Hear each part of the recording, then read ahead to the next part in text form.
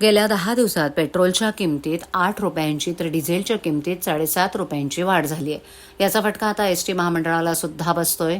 राज्याचे परिवहन मंत्री प्रताप सरनाईक यांनी एसटी महामंडळाच्या खर्चात वाढ झाल्याचं सांगताना तिकीट दरवाढीचे संकेत दिलेत. मात्र सद्यस्थितीला दरवाढ करण्यात आलेली नाही असंही स्पष्ट आहे.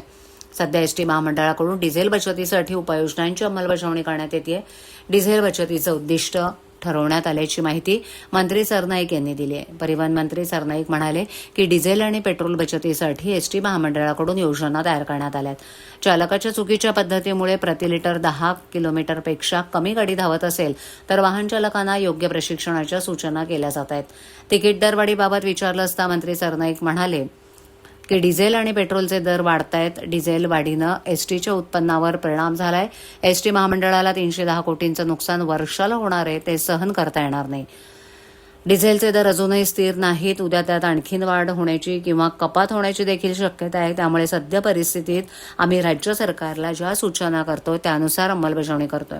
भविष्यात अशीच वाढ होत राहिली तर एसटी महामंडळाला भाडेवाढीशिवाय पर्याय राहणार नाही, ही वस्तुस्थिती असल्याचं मंत्री सरनाईक यांनी स्पष्ट केलं.